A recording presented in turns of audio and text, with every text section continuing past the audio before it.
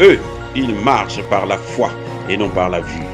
Mais moi, je vous conseille vivement de marcher par la connaissance scientifique et historique, notamment celle de nos ancêtres kémites, par les cinq sens et par l'intelligence. Abou Abia.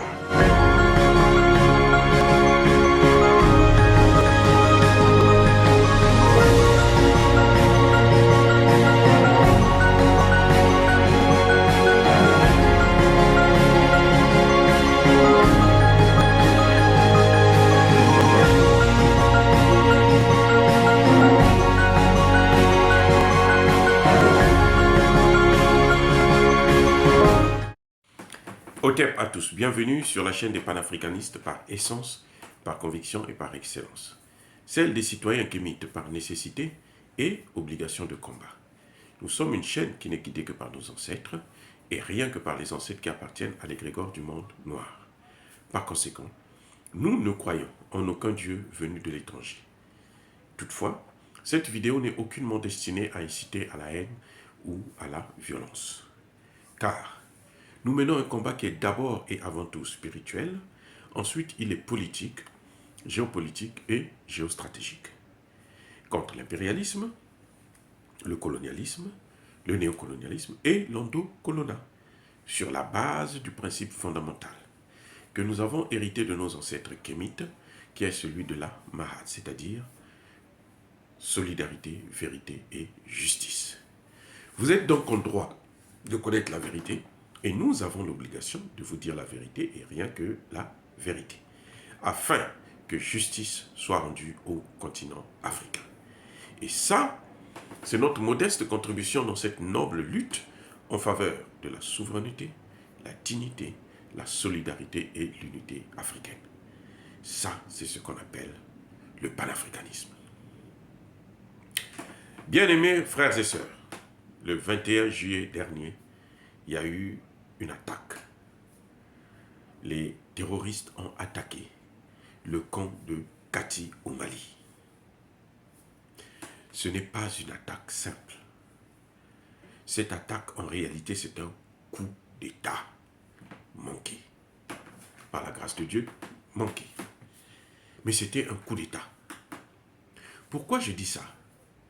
Parce que ce camp militaire de Kati, c'est là où réside, là où travaille le président Assimi Goïta.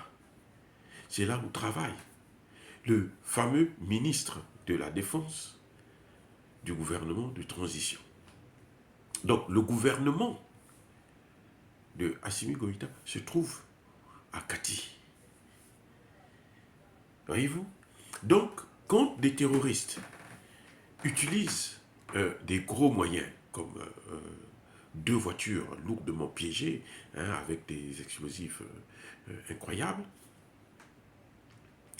c'est parce qu'ils veulent atteindre la vie du président Assimi Goïta. Et si le président Assimi Goïta est assassiné, c'est un coup d'État. C'est le gouvernement qui tombe. Et voilà, c'était un coup d'État manqué. Maintenant, qui a intérêt à faire un coup d'État au Mali? Ce n'est pas les opposants, non. Ce n'est pas les opposants. Ce n'est même pas ces terroristes-là, ceux que vous avez vus là, qui ont fait l'attaque. Ce sont ce sont des vauriens, des chiffons. Ce sont seulement des simples criminels. Ils sont super drogués pour faire ce qu'ils sont en train de faire. Parce qu'ils savent qu'ils ne peuvent pas gouverner le Mali. Un pays où la population, à plus de 80%, soutient le gouvernement, vous croyez que vous allez venir enlever ce gouvernement et gouverner tranquillement? Non. Dans quel pays vous avez eu des terroristes qui gouvernent le pays? Dites-moi, où? Il y a eu des attentats ici aux États-Unis même. Ils n'ont même pas pris la ville de New York. Ne serait-ce que la ville de New York. Vous voyez? Donc, ce qu'ils sont en train de faire, c'est parce qu'ils sont téléguidés. Où est-ce qu'ils ont eu des lance-roquettes, des obus, tout cet armement lourd? Où est-ce qu'ils ont vu ça? Mais c'est de la part des Occidentaux, c'est de la part de l'OTAN, c'est de la part des Nations Unies. Je vous ai dit que, dans une de mes vidéos, que les Nations Unies étaient impliquées dans l'histoire des mercenaires ivoiriens, les 49 mercenaires ivoiriens qui ont été arrêtés à l'aéroport de Bamako. Les Nations Unies le savaient, les Nations Unies étaient impliquées, et ils ont sacrifié leur porte-parole, ils ont sacrifié le président Alassane Ouattara.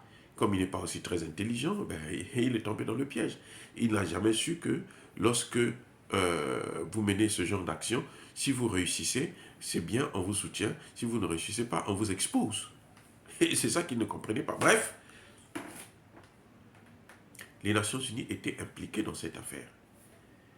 Et vous vous rendez compte, le 22, en fait, on devrait commencer le jugement de ces 49 mercenaires. Donc, il fallait, c'était une attaque très, très, très politisée. Hein, ça avait une connotation très politique, qui n'a rien à voir avec une attaque djihadiste ordinaire. Là, on dit, il faut empêcher qu'on juge ces gens, il faut peut-être les récupérer, puisque apparemment, ils étaient tous incarcérés dans ce camp-là. Donc, il fallait les prendre, les sortir, et puis, si possible, tuer le président Assimi Goïta et prendre le pouvoir. Et là, puisque les Nations Unies étaient informées, si ça arrivait, c'est les Nations Unies qui allaient venir les protéger au nom des droits de l'homme. Vous voyez, ça dit que ils sont en train de jouer avec nous. Ils sont en train de jouer avec les Africains. Ils sont en train de jouer avec l'Afrique à cause de l'incompétence, l'ignorance et le sardinisme de certains dirigeants africains. Ce qui s'est passé à Kati, c'était clair que s'ils avaient réussi leur coup de libérer d'abord les 49 mercenaires ivoiriens qui devraient sortir dans la ville maintenant, faire la terreur dans le pays, et aussi assassiner Assimi Goïta, sinon à la rigueur au moins l'arrêter ou assassiner son ministre de la Défense. Et à ce moment, ce qu'ils devaient faire, c'est quoi? C'est que les Nations Unies devraient venir pour les protéger au nom des droits de l'homme. Disent qu'il ne faut pas commettre des crimes de guerre, il ne faut pas les tuer, il faut les protéger. Donc on les protège et les Français reviennent encore. Parce que n'oubliez pas qu'avant la fin du mois prochain, le mois d'août, l'armée française doit définitivement quitter le territoire malien. Et ils ne veulent pas partir du Mali.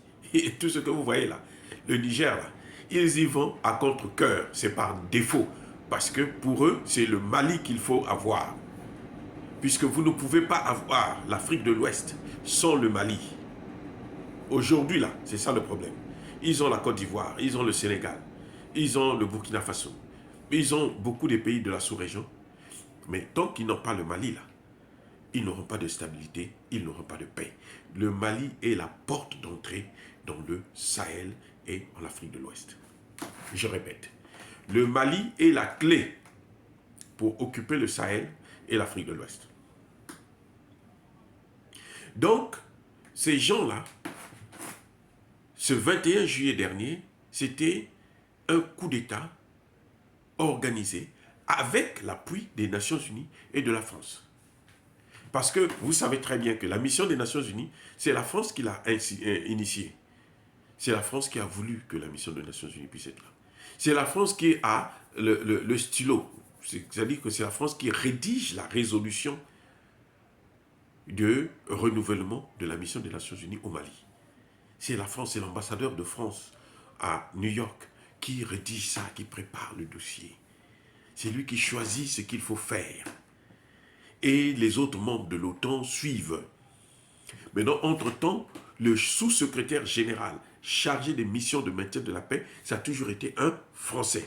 Donc, lorsque les Nations Unies sont impliquées, ça veut dire que la France est impliquée.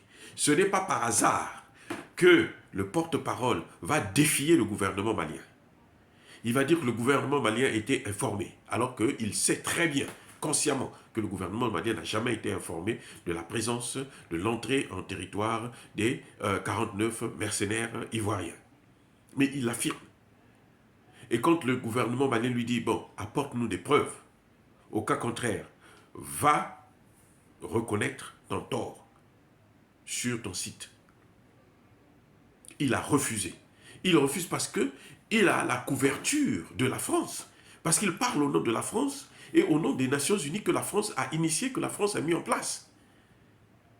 Malheureusement pour lui, il avait oublié que le Mali, les autorités maliennes qu'il y a aujourd'hui là, ne sont pas les mêmes que ceux qu'ils avaient hier, lorsqu'ils avaient diligenté cette mission des Nations Unies.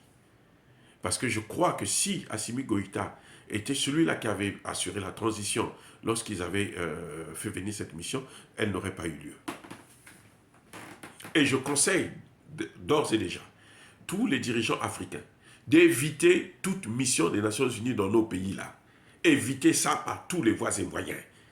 S'il y a, vous vous entendez pas, il y a des guerres civiles et autres, évitez la présence des Nations Unies parce que les Nations Unies viennent pour aggraver la situation et pour donner le pays, livrer le pays aux Occidentaux, à l'OTAN et notamment à la France pour les pays francophones. Donc ce coup d'État, ce n'est pas un coup d'État d'Alassane Ouattara. Alassane Ouattara n'a aucun intérêt de faire la guerre au Mali. Aucun intérêt, aucun. Mais Alassane Ouattara travaille pour la France. Alassane travaille pour l'OTAN. Donc, le coup d'État, c'est un coup d'État de l'OTAN. C'est un coup d'État de la France. C'est un coup d'État, j'allais dire de la MINUSMA, mais pas de la MINUSMA, parce que la MINUSMA travaille aussi pour la France. La mission a été mise là par la France. Ce n'est pas par hasard que le porte-parole de cette mission, c'est un Français. Il n'y a pas d'autres gens qui peuvent assurer cette fonction. Les fonctions clés aux Nations Unies, là, à la MINUSMA, là, sont assurées par des francophones, des francophiles. Ceux qui ont fait allégeance à la France. Si vous n'avez pas fait allégeance à la France, ce n'est pas évident que vous ayez travaillé dans cette mission des Nations Unies et notamment occuper des postes importants comme celui de porte-parole de la mission des Nations Unies au Mali. Voilà donc, bien aimés frères et sœurs, ce coup d'État a échoué. C'est encore un autre coup d'État de Emmanuel Macron qui a échoué. Donc, Emmanuel Macron n'a qu'à plier ses bagages avec ses barcanes-là. Il n'a qu'à aller au Niger. On l'a accueilli au Niger, non? Il n'a qu'à aller au Niger. Mais ce que nous savons, c'est que le peuple nigérien n'est pas d'accord avec ça. Et le peuple nigérien se battra et nous allons le soutenir dans ce combat pour chasser cette France-là de l'Afrique, cette France-là du Niger et de l'ensemble du territoire africain. Dire cela, c'est inciter à la haine ou à la violence? Non. Nous sommes une force tranquille. Nous sommes des hommes de paix. Moi-même, j'ai travaillé sur la paix. J'ai créé la théorie de la prévention des conflits. J'ai créé la théorie de la justice transitionnelle pour réconcilier les populations qui se sont battues après un conflit armé. Donc, je suis un homme de paix. Mais il faut dire la vérité pour que les gens puissent prendre conscience des enjeux de la souffrance des pays africains, des populations africaines. Nous souffrons à cause de notre relation diplomatique avec la France et maintenant avec les Nations Unies, puisque la France utilise les Nations Unies pour, comme cheval de Troie, pour pénétrer nos pays, pour déstabiliser nos pays. Mais entre-temps, comme d'habitude, soyez bénis par le Dieu des Kémites. Je l'ai dit et j'assume.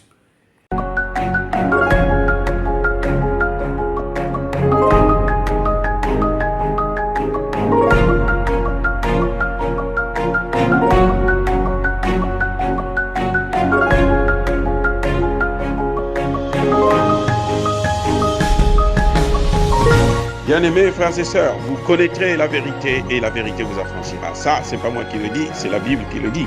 Mais moi, je vous dis mieux.